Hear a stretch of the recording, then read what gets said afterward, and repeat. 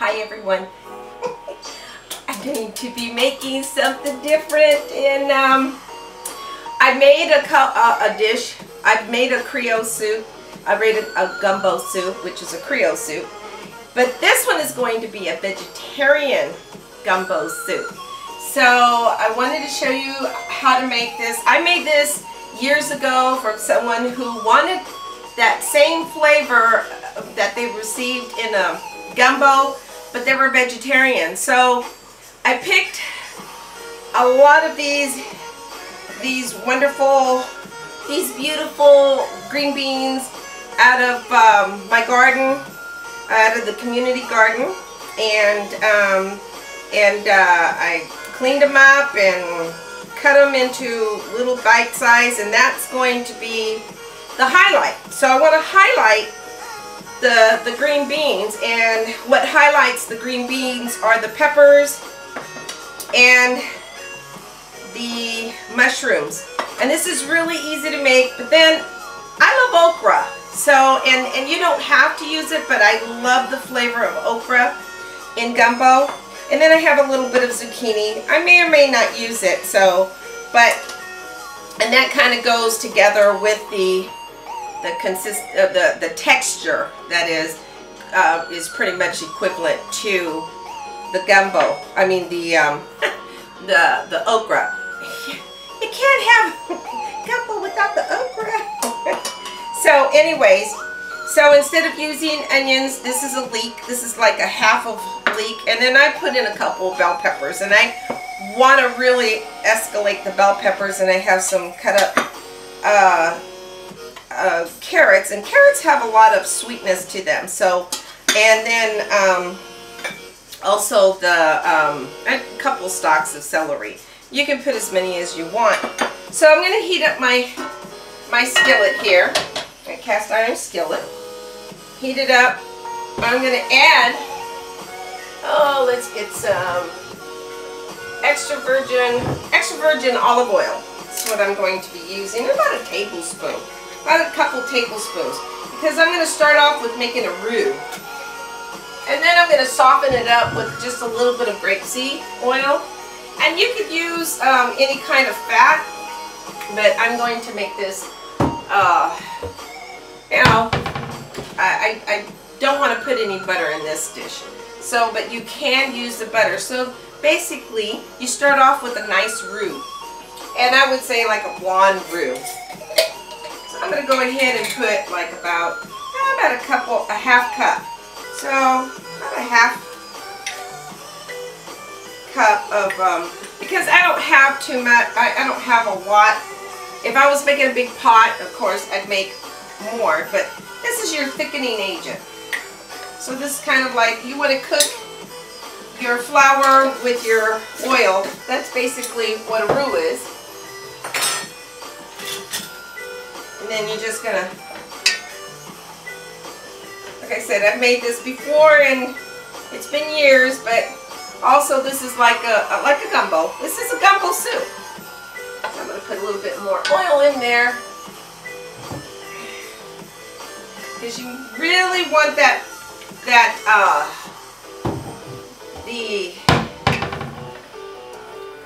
the flour to soften up. You want to make sure that the roux is cooked. I mean, the flour is cooked. That's the basis of your roux. Make sure you have your salt and pepper, your spices, your Worcestershire sauce, bay leaves, chili pepper leaves, and your filet, which is a sassafras, and that's what we use for our gumbo.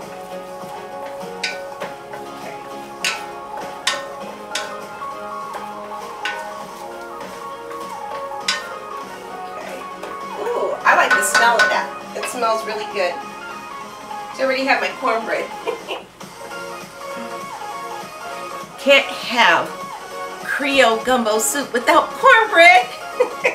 You can, but I like that cornbread. Yeah, or you can have it with rice, brown rice. Brown rice would be really good also. Okay, you want to make sure that's sizzling up. Okay. And you want to cook it for at least a couple minutes. You see how that's turning color?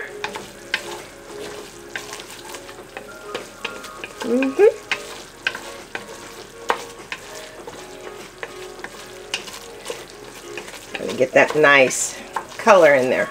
And this would be considered a blonde roux.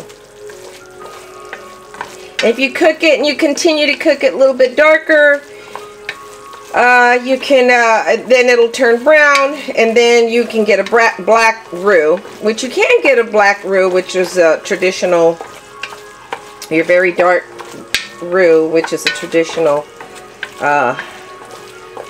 gumbo. Traditional roux for the gumbo. So you just want to make sure that's the consistency you want. Okay.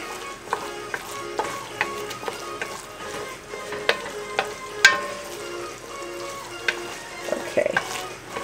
Now I'm going to add my my carrots to that. Doesn't take long.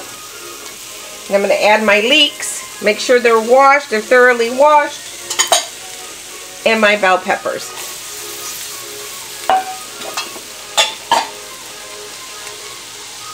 And of course, my celery.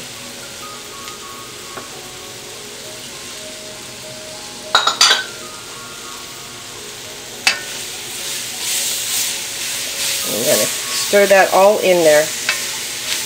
Now, if your gumbo is not, I'm going to add a little bit more oil to that. If your gumbo is not, or your Creole gumbo soup is not thickened, you can always make a slurry and add it to later on in the game. And let me see, let me get a little bit more. And I like using the grapeseed. I found that grapeseed oil and the extra virgin olive oil complement each other. So I'm going to pour a little bit more of this.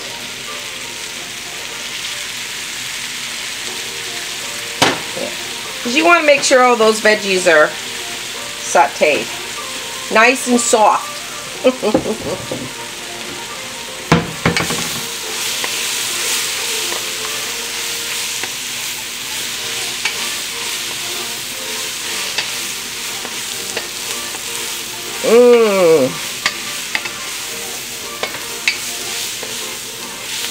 Be a nice gumbo soup.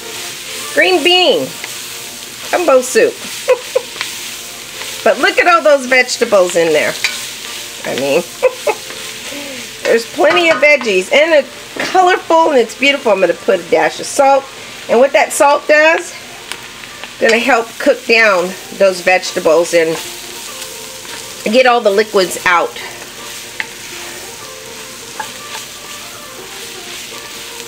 Right.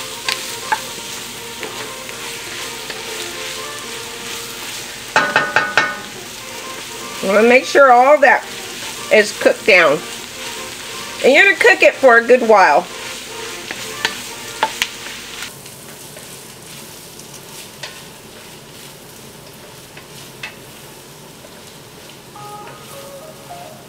Oh, yeah, that's nice. Now I have a little bit of backup water. I want this Creole gumbo to be really super flavorful, and I want it to be light at the same time. So, and I think with the blonde roux, oh yeah. And then you want to add a little bit of ketchup to this to sweeten it up. That's fine. I'm going to add some of these tomatoes, oops, that I picked out of the garden with this. Okay.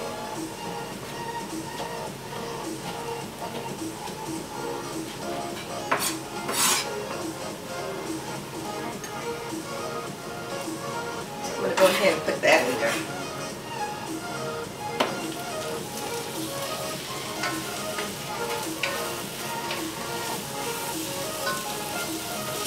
so I can get that tomato flavor. Because in the Creole gumbo, there is tomato. And like I said, you can add the ketchup. Okay. So it's building up some fond on the bottom. But because I put that extra oil in it,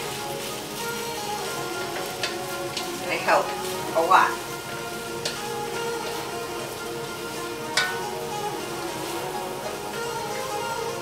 Okay, now I'm going to go ahead and add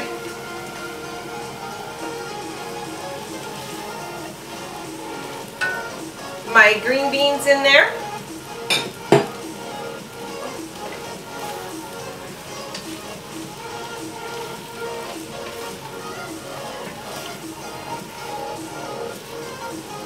And now I'm going to add my okra in there. And it's okay if you add your okra in there right now, because I kind of want that okra to kind of disintegrate. And so, and sometimes a lot of people don't even know that it's in there unless they're allergic to it. So when I do it, when I do it this way, most people won't even know there's okra unless they get a little piece. Gotta have the okra. Okay. And this is going to be a delicious soup. Okay, now I'm going to go ahead and add my chicken stock, or vegetable stock, or whatever kind of stock you prefer. And that's probably about 20 ounces that I've used.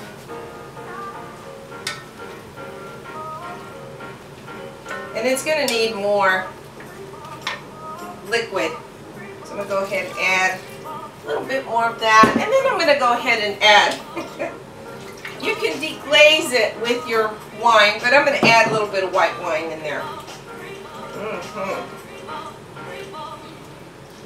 Oh, that's beautiful. Oh, yeah. Add some pepper to taste. Nice big pinch of pepper. I'm going to add a little bit of just a little bit, maybe like a small, or like a nice pinch of this red chili flakes. And then I'm going to go ahead and add about, let's see, I would say, oh, where's my little measuring? I'm going to add the Worcestershire sauce. Worcestershire. That's about 1/4 of a cup. Gotta add that in there. That's what makes the flavor of the gumbo. Especially Creole gumbo. So I'm going to go ahead. Delicious soup. Okay. With a spoon. And it's not quite done, and it's pretty thick.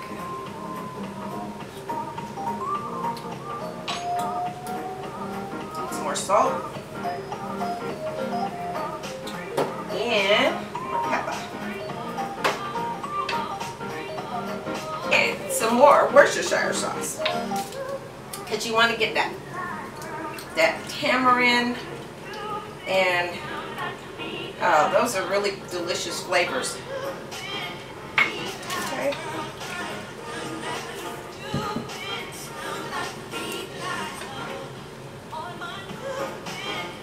Okay, I'm going to add my cremini mushrooms. And that's going to give it that meaty taste, or that meaty texture.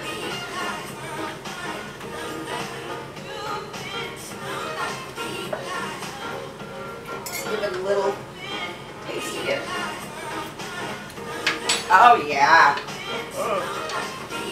And once you allow this to simmer, let's say, you want it to simmer for a good hour on low heat. I'm going to add a couple of my bay leaves. And then, after it's simmered for about a couple hours, oh, of course, the ketchup. Got to add the ketchup in there. I'm not putting too much ketchup. I would say that's a good tablespoon of ketchup. I use the organic ketchup, or you can make your own. And just let that simmer for a while. Okay. I have that beautiful vegetable Creole gumbo. Yum.